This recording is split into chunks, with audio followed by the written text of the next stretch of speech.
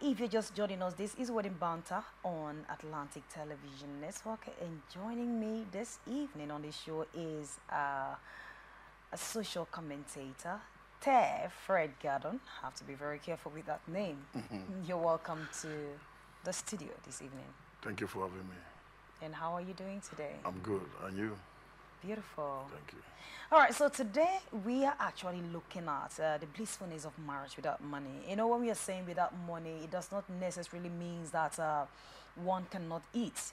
Because, of course, we have seen families, they can put food on their table, but they're still crying that there is no money anywhere. Nigerians are not crying that things are not working because they do not have food to eat, but they feel that they do not have enough. And, of course, nobody can actually have enough.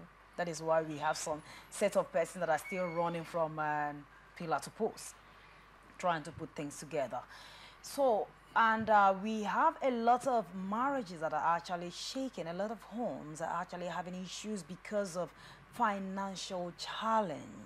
Some persons, while they were courting, of course, things look so beautiful, but the moment they step in there, it's not as though their village people is behind. So things are not just working again. And you see some marriages are shaking because of money.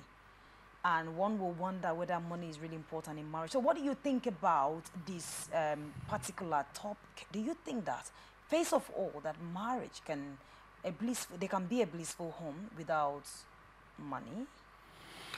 Okay, my views are very simple.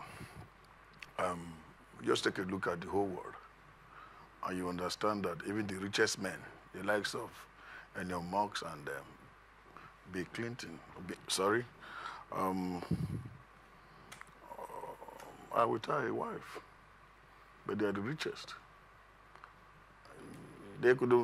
Money couldn't get them their home together. These are wealthy men. These folks has a lot to do with money. They travel to the moon. They could do anything, but money couldn't save their marriages. So what is happiness? What does it entail? At what level of life can one truly say, I'm happy in my marriage? So it is not about money. Having money is not enough to keep a home. There are basic norms and ethics of marriages that the spouses are expected to keep. And are we sustaining that? Every woman needs to explore. Every woman needs happiness. George Watch has said it lately, and you understand that a whole lot of marriages are crashing. Some of them are wedding. Some of our celebrities today, they are not here. They are not together. And so it's not about how much is in their bank account. The men want something, and the women also want something. And these are the things that is yearning for your answer. There are questions that people are not being able to provide solutions or answers to. So if you ask me, money is not just the center of a good marriage or a blissful marriage. So we need to look beyond that part of life that can actually sustain a marriage without having to talk about money. So what do you think? What are those things that can actually sustain marriages without having to talk about money? Of course, you just brought a wider view, and I'm beginning to ponder. There are so many persons with, of course, they are financially stable, like you have said. Yeah.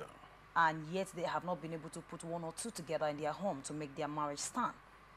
And also there are people who do not even have, but it's going so well. So what are those things? And you said something, there are things that men are looking for, and women are equally looking for.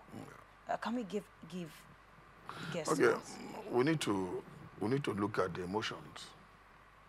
We need to look beyond just the physical. This is an emotional thing that people are tied to you. You imagine someone they just met. This is like a mystery. And you share nothing common, no common background. But you suddenly found yourself in a very deep relationship and eventually lead you to marriage. If that emotion is not sustained, if that circumstance is not sustained, are those things really sustained? If they are not sustained, the marriage will definitely crash, because she didn't see the first day with money. There are some women who actually need men today. All they're asking for is just come and marry me. Some of them are bastard millionaires. They just want that satisfaction. What is the satisfaction? It's also beyond sex. What is satisfaction?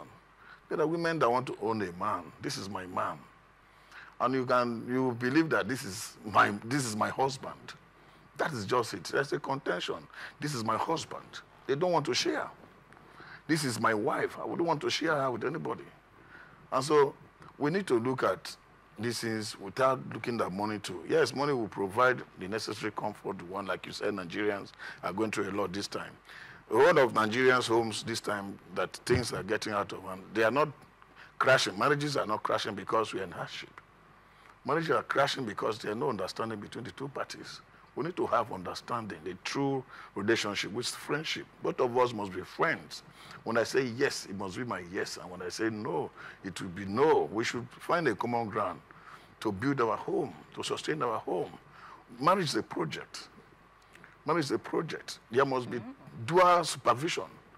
You supervise me, I supervise you. It's not like, oh, because I actually found you, I got you, had a glamorous wedding, we had a party, everybody was jumping up and down. Oh, that ends. No. We need to daily supervision in this marriage. There are basic things that I want you to bring to the table. It is not about the body of the woman. The basic things you must complement this table. You know, most people, they are even working, yet they are not satisfied. Because the man is not bringing something to the table. They must bring ideas to the table. We must build our home with ideas. There are things we must build. We must form a team. We must become a team. We must know how to pray if we are Christians. If you are Muslim, we must also know how to pray.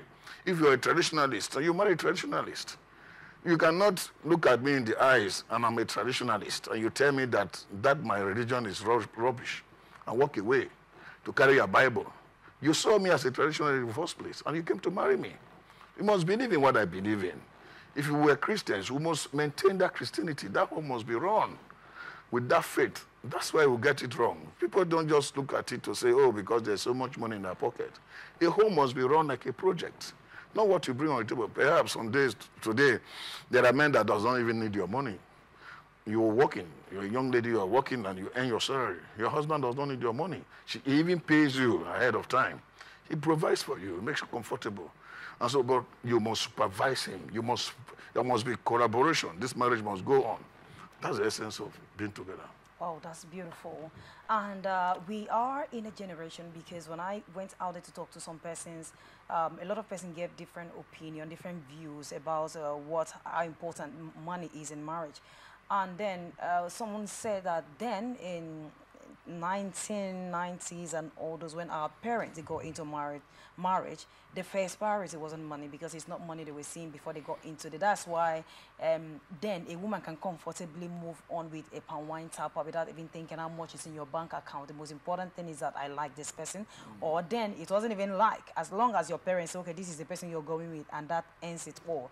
But in this generation, you hear girls say, if a man does not have up to 500 million in accounts, then you shouldn't even say, how are you? You shouldn't even ask me, what is your name?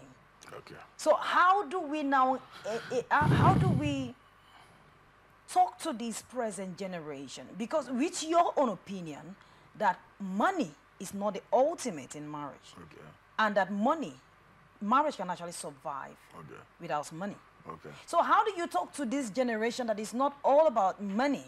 Because a legal practitioner told me 3 days ago, said, if you see the number of files I have on my table, people that want to leave their marriages is more than people that want to go in there.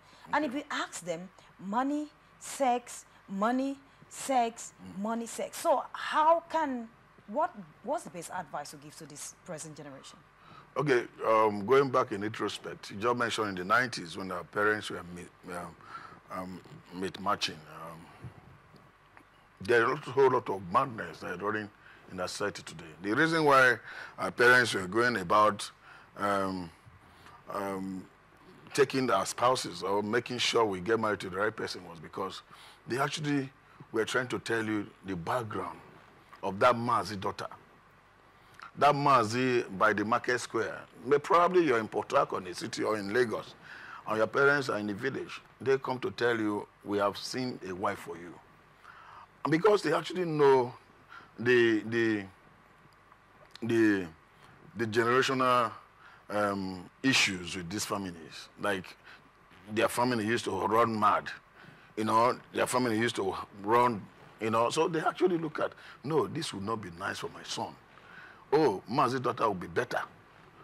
And that was how, in the 90s, marriages, or in the 80s, we were working proper. But today, we have come up with the new ideas, the new community, where these ideas are dumb, and thinking that our parents were too old school to select for us, and eventually fall into a trap of a mad community, where you meet a girl on the road, the next day she's telling you, yes, I will marry you, without having to check her background. You do not know much about her. And so the yes to you go and borrow money, do very flamboyant marriage ceremony, and end up in the quagmire. Their parents were not fools. They knew that this is a foundation, and if we lay it well for you, it will go well. But because we have condemned their philosophy to say they are too old for them to choose for us, then we went our separate ways to choose. Probably meant they get in the city. There are a lot of people in this city who are actually married without having to know the parents of the girl.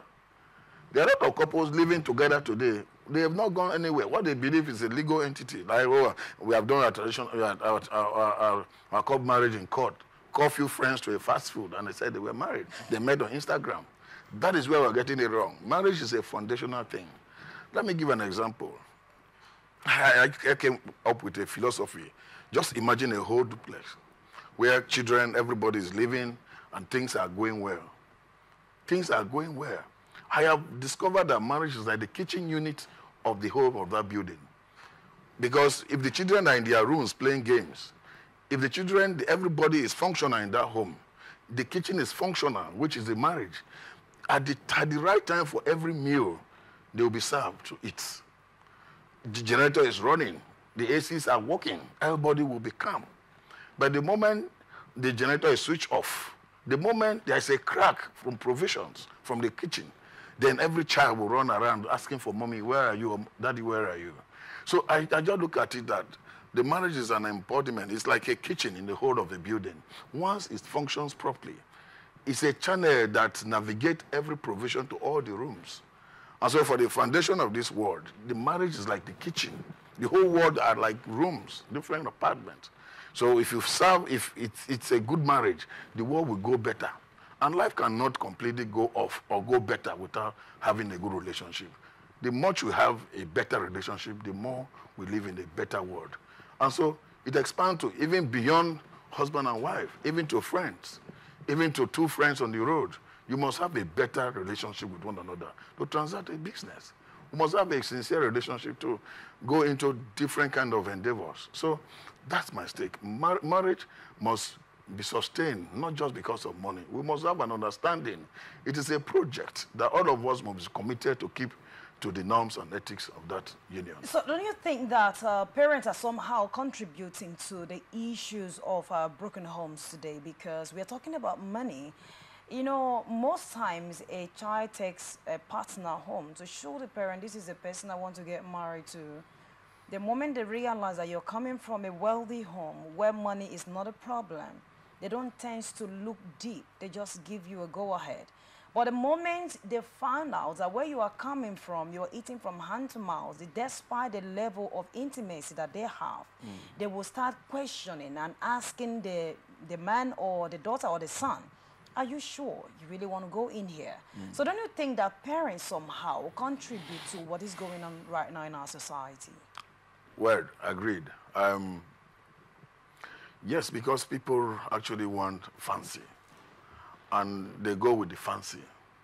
It's disheartening how people, like I said, are built on falsehood.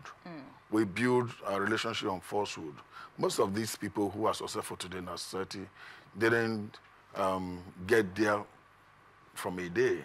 It was from a gradual process. And so most parents are part of the reasons why these homes are broken. Yeah, we tend to encourage that pattern, like where is she coming from? Whose daughter is she? You know, everybody wants a better life for our child. Everybody wants a better life for our son. And this is where money comes in. And that's where money comes in. But for me, it's beyond just money. like I said, it's a project that after your parent may give you everything, but they will not be there forever. But the marriage, you and the woman will stay forever. So how do we supervise this project to be sustainable? That's the essence of being together. We must supervise it. I repeat, it is a teamwork.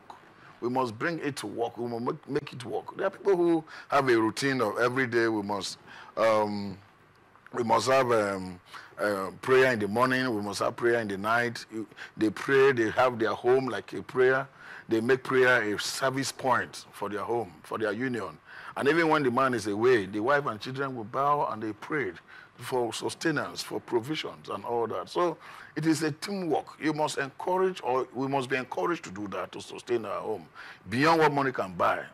Definitely every Nigerians want money. Everybody want comfort. But beyond what money can buy, marriage is a project and it's a teamwork. Marriage is a project, yeah, and it is a teamwork. Yeah. Can money buy marriage?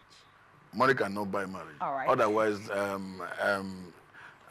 what the likes of Bill Gates and